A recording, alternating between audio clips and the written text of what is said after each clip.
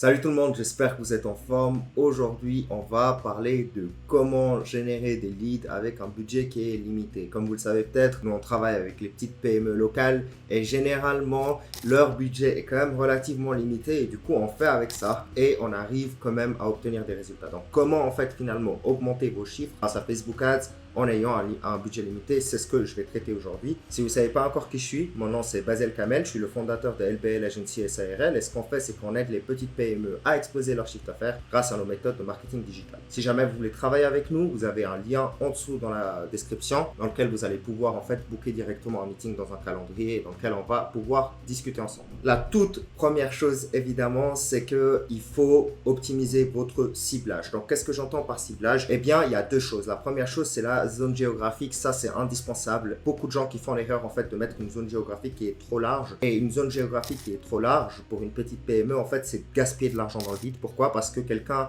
à plus de 60 km il va pas venir pour votre service à moins que vous ayez un service vraiment exceptionnel dans la région. Mais en dehors de ça, si vous avez des concurrents à 40 km, eh bien ça sert à rien d'essayer de toucher les gens qui sont à 40 km parce qu'ils vont aller vers votre concurrent. Donc concrètement vous pouvez réduire en fait la taille du rayon des personnes que vous allez toucher et généralement nous on le minimise en fait jusqu'à 10-17 km, enfin 17 km c'est le minimum qu'on peut faire sur Facebook, autour de la région en fait de la PME. Comme ça, on s'assure qu'on touche les bonnes personnes. Après, par rapport aux intérêts, on entend beaucoup le fait que Facebook est excellent pour le ciblage et du coup que vous allez pouvoir aller très dans la précision en fait dans votre ciblage. Mais concrètement, la réalité c'est que si vous avez une ville, un village ou pas, enfin bon, un village, vous allez probablement avoir du mal à obtenir des résultats grâce à Facebook Ads, mais une ville, si vous avez un ciblage qui est trop précis, ce qui va se passer, c'est que vous allez avoir en fait une diminution du retour sur investissement parce qu'il y a peu de gens à qui Facebook va pouvoir montrer la publicité. Donc généralement, nous ce qu'on fait pour nos clients, c'est qu'on garde un ciblage qui est relativement large et de temps en temps, on peut suggérer à Facebook grâce à Avantage Plus en fait des suggestions d'intérêt sur lesquelles en fait il va se baser pour commencer à montrer à ces personnes. Donc en fait, ce qu'il va faire, c'est qu'il va prendre ces suggestions, il va essayer avec ces suggestions et il va aller plus large que ces suggestions. On va pas le limiter à ces suggestions, on va le permettre en fait de aller voir d'autres personnes aussi et de montrer la pub à d'autres personnes. Comme je vous ai déjà expliqué sur la chaîne, Facebook fonctionne grâce à l'intelligence artificielle. Il va récolter de la data, il va montrer à des gens, il va faire des tests et il va regarder qui sont les gens qui sont susceptibles en fait de soumettre leurs informations. Une fois qu'il a un profil type de personnes qui sont susceptibles de mettre leurs infos, eh bien il va montrer à ces personnes, enfin à des personnes similaires de plus en plus, ce qui va augmenter vos résultats drastiquement. Surtout si votre publicité en fait elle touche un public chaud comme un public froid. Donc un public chaud c'est des personnes qui sont prêts à acheter votre marque et un public froid c'est des gens qui ne vous ont jamais entendu parler de vous.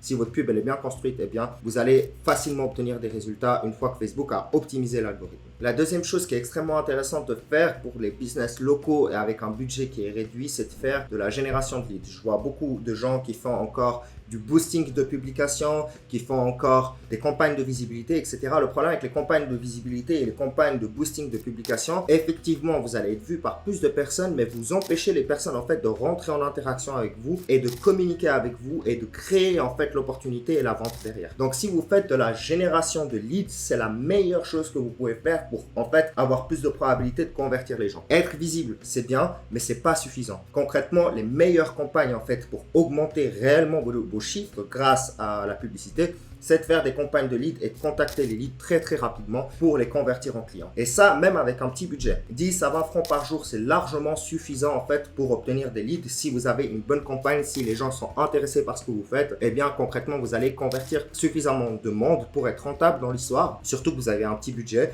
Et si vous avez une LTV qui est relativement élevée, donc on parle d'une LTV juste c'est la lifetime value, donc la valeur en fait de votre produit d'un client, concrètement sur une année, 2 ans, 3 ans, peut-être un client il reste chez vous en moyenne sur 3 ans et il paye par exemple 500-600 francs par année ou 500-600 euros par année et du coup en fait un client vous vaut par exemple 1200 ou 2400 sur les 3 ans et du coup concrètement si votre LTV est suffisamment élevé et bien concrètement vos pubs vont devenir rentables, ça va être intéressant. Maintenant vous n'avez pas besoin d'un gros budget et si vous faites de la génération de leads, c'est la meilleure chose que vous pouvez faire pour justement les convertir en clients. On l'a testé, on a aussi testé des campagnes de visibilité et c'est clair, la différence elle est nette. C'est clair et net, la génération de leads coûte relativement plus cher, mais elle est beaucoup plus intéressante pour offrir des opportunités aux PME de convertir en chiffre d'affaires. Aussi, quelque chose qui est extrêmement important, c'est la réduction de la friction. Alors, ça va dépendre de nouveau de votre niche. Si votre niche, c'est quelque chose de très idiosyncratique, très précis,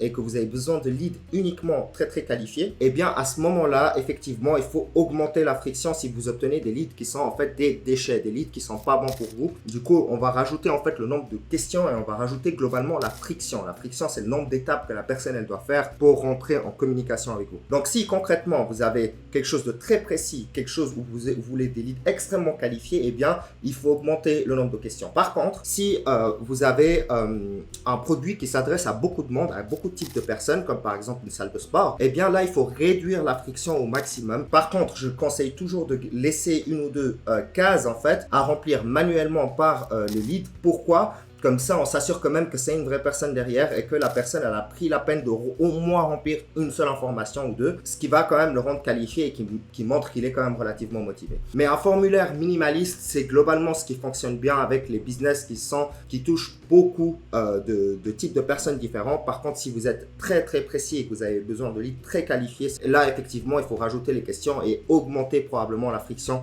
pour avoir des leads qui sont plus qualifiés. Alors, on va parler aussi des enchères, donc stratégie d'enchères intelligente. Qu'est-ce que j'entends par là? En fait, c'est très simple. Il y a une seule méthode réelle des enchères que vous pouvez utiliser sur Facebook. Et concrètement, le plus intelligent à faire, c'est de limiter vos dépenses. Vous pouvez limiter le budget que vous utilisez quotidiennement. C'est une question que je reçois beaucoup de mes clients en mode, ok, quand les premières campagnes elles sont lancées, ils sont là, ok, mais est-ce que je vais payer directement tout le budget, par exemple 600 € par mois, ou est-ce qu'ils vont être prélevés petit à petit? Eh bien, la réponse, elle est très simple. Déjà, vous fixez tous les jours le budget que vous allez dépenser. Donc, en fait, Facebook ne va pas excéder ce budget-là. Et petit à petit, en fait, ils vont commencer à prélever. Au début, ils vont prélever des tout petits montants jusqu'à ce qu'ils voient que vous payez constamment. Et ensuite, une fois qu'ils prennent confiance et qu'ils voient que, en fait, vous payez tout le temps, eh bien, ils vont augmenter le budget qui est prélevé, donc la somme qui est prélevée au bout de certains temps. Qu'est-ce que j'entends par là? Si ça, au début, tous les jours, ils vont prélever peut-être 3, 4 €, 5 €, 10 €, et ensuite, ils vont prélever 30, et ensuite 100, et ensuite 200, et ils vont attendre peut-être 2 semaines avant de prélever les 200, tout simplement. Donc voilà, donc ça se fait petit à petit, et ce qu'il faut se dire, c'est que le budget, au final, il n'est jamais dépassé par Facebook. Si vous fixez 20 francs par jour, par exemple, ou 20 € par jour, Facebook, évidemment, ne va jamais dépasser ce budget quotidien. Il va juste prélever l'argent à une fréquence différente, au début beaucoup plus rapide et ensuite des fréquences beaucoup moins élevées en fait avec des plus grosses sommes. Mais du coup, il ne faut pas vous inquiéter, il n'y a pas besoin de débourser un budget direct de 600 € directement sur Facebook, ça va se faire petit à petit et donc du coup, vous n'allez pas avoir un gros trou dans votre compte en banque d'un coup, ça se fait vraiment step by step. Le quatrième point, il est extrêmement important, là je vais rentrer en fait dans les créatifs. Donc alors, il faut absolument que vos créatifs ils soient engageants, qu'ils soient des scroll stoppers, qui bloquent les personnes et qui donnent envie en fait d'éveiller la curiosité. Je l'ai déjà dit plein de fois sur la chaîne, la curiosité c'est un facteur clé du marketing. Concrètement, on a envie d'éveiller la curiosité pour que la personne se pose la question de qu'est-ce que c'est, et dites-vous qu'elle est en train de scroller et elle scrolle très vite. Donc il faut absolument que vos visuels attirent l'attention. Et pour ça en fait c'est très simple. Il y a 2-3 choses qu'on peut faire. La première chose c'est utiliser en fait tout d'abord des vidéos très courtes mais accrocheurs avec les 3-4 premières secondes qui direct attirent l'attention, et pour ça un effet visuel va pouvoir très bien faire le travail et aussi il faut directement aller à l'essentiel dans la vidéo. Ne perdez pas de temps à aller à gauche, à droite. Allez directement dans l'essentiel et faites un effet qui fait que ça attire l'œil. Le choix des couleurs va aussi être important. Si vous choisissez des couleurs qui sont peu visibles, eh bien concrètement les personnes vont la passer, ils vont même pas voir votre pub. D'accord? Alors que si vous choisissez des couleurs qui sont bien visibles, qui ressortent bien, comme par exemple le rouge ou le jaune, eh bien directement ça va attirer l'œil et ça peut éveiller la curiosité rien que par le fait que la personne elle s'est juste arrêtée sur votre pub parce qu'elle était visuellement attractive. Aussi, une chose que vous pouvez faire, c'est que vous pouvez vous différencier un peu de ce que fait la concurrence. Ça, c'est un conseil que je donne beaucoup. C'est concrètement si vous avez des pubs qui sont trop semblables à votre concurrence, eh bien déjà vous allez avoir un CPM qui sera plus élevé, donc un coût per millier qui sera plus élevé. Et en plus de ça, on va difficilement en fait faire la différence entre d'autres publications et la vôtre. Donc vraiment, faites des publications qui sont différentes par rapport au feed d'actualité que la personne a, les stories qu'elle voit habituellement, etc. Faites quelque chose qui visuellement est un petit peu différent, ça va beaucoup plus attirer l'œil. Et aussi, je le redis, soyez clair et direct dans votre message. Par exemple, nous, pour les salles de sport, c'est très simple. On va direct à l'essentiel. On leur dit, OK, bah, vous voulez faire essayer, si on prend par exemple une salle de karaté, donc une salle d'arts martiaux avec laquelle on travaille actuellement, la pub était très claire. Hein. C'était en mode, OK, est-ce que vous voulez que vos enfants essayent le karaté? Alors, c'est mieux prononcé que ça, je l'ai mieux écrit sur la pub et ensuite en fait on parle directement du CTA. Inscrivez-les pour 2 jours d'essai, 1 semaine d'essai, etc. dans le lien en dessous. Voilà, très très simple. On voit des enfants en train de faire du karaté, on voit le titre, on voit le CTA, terminé. Pas besoin de faire beaucoup plus, allez direct à l'essentiel, surtout si votre produit, les gens savent ce que c'est. Si les gens savent ce que c'est votre produit, qu'il n'est pas trop précis, trop compliqué, eh bien la pub Facebook simple et directe va effectivement être extrêmement intéressante pour vous. Si vous avez des produits qui sont plus compliqués, qui demandent plus d'explications, c'est là où les choses se compliquent et la vidéo, en fait, elle sera probablement aussi plus intéressante pour attirer des leads. Ensuite, il y a un point qui est extrêmement important qu'on fait peu avec notre clientèle, mais c'est aussi le retargeting. Donc, qu'est-ce que c'est le retargeting? En fait, c'est recibler les personnes qui ont déjà visité votre site internet. Pour ça, c'est très simple, il faut installer un pixel en fait sur le site sur votre site internet. De nouveau, dépendant de la niche, c'est plus ou moins intéressant de le faire. Par exemple, pour des salles de karaté, etc. Étant donné que leur site, des fois, enfin les salles d'arts martiaux, globalement, leurs sites, ils sont relativement old school et pas forcément beaucoup visités. Eh bien, on ne prend pas forcément la peine d'installer un pixel dessus. Par contre, pour d'autres clients qui ont un produit qui est beaucoup plus complexe et beaucoup plus sophistiqué, eh bien, effectivement, le pixel est un indispensable parce que le pixel va récolter la data des gens qui ont visité votre site. Ensuite, les campagnes de retargeting, c'est des campagnes Facebook qui vont permettre de cibler ces personnes-là qui ont déjà visité votre site. Pourquoi est-ce que c'est intéressant? C'est très simple, c'est des gens qui sont déjà chauds. Ils ont déjà été voir ce que vous faites. Et quand vous les reciblez derrière, eh bien, vous les encouragez à passer à l'étape au-dessus. Donc, aller plus loin, concrètement, et passer à l'achat ou bien tout simplement le fait de rentrer en contact avec vous. Donc, concrètement, comment est-ce que ça marche? Là, vous avez un petit schéma. Donc, de nouveau, Michel visite votre site internet. Alors là, j'ai pris ça d'un site internet lambda, en fait, que j'ai trouvé. Vous allez voir le lien en dessous. Mais concrètement, voilà, il visite le site. Sa visite, elle est traquée. Il part. Il fait pas l'achat, il fait rien, il repart et ensuite en fait il va visiter Facebook et Instagram et grâce au pixel qu'on a installé sur le site par Facebook, on va pouvoir faire des campagnes de retargeting pendant plusieurs jours en fait sur son écran. Et ce qui va se passer, c'est que Michel, une fois qu'il va revoir, il va se rappeler de votre marque parce que peut-être qu'il est intéressé et qu'il a quitté le site parce que tout simplement il était occupé à ce moment-là et il va oublier. Donc le fait de lui rappeler qu'on existe, le fait de lui rappeler de notre marque et de notre produit va le pousser à acheter en fait. Et s'il hésitait, ça va aussi le pousser beaucoup plus à passer à l'action et donc du coup il clique sur la pub et du coup il y a beaucoup plus de chances cette fois-ci qu'il soit converti en client globalement. Évidemment, toujours analyser les performances, regarder les chiffres les plus importants, le CPM, le CTR, le coût par lead, etc. Extrêmement important de tout le temps observer ce que vos campagnes font et de couper ce qui ne marche pas et de laisser ce qui marche et aussi faire du A/B testing, donc tester plusieurs variantes de publicité.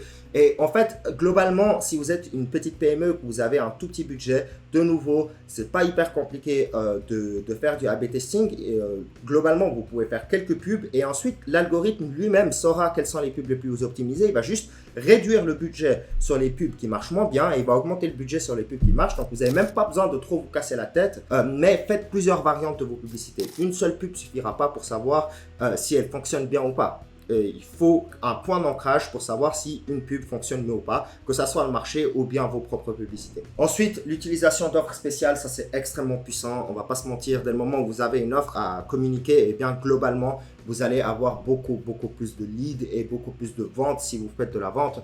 Et du coup, voilà, si vous avez une offre, il n'y a pas photo, ça va clairement augmenter votre taux de conversion. Évidemment, on joue sur l'urgence et la rareté si c'est possible. Donc, par exemple, les places qui sont limitées ou bien c'est une offre qui dure 1 mois, 1 semaine, 24 heures, ça dépend de ce que vous avez à offrir. Du coup, j'en ai fini pour aujourd'hui. J'espère que la vidéo était intéressante. N'hésitez pas à vous abonner si ce genre de contenu ça vous intéresse aussi. Si vous voulez travailler avec nous, de nouveau, vous avez un lien dans la bio, dans la description, dans lequel vous allez pouvoir booker un meeting et on va pouvoir discuter ensemble de vos besoins et de ce que nous on peut faire pour vous en fait pour augmenter vos chiffres. Allez, c'était Basel. À tout bientôt.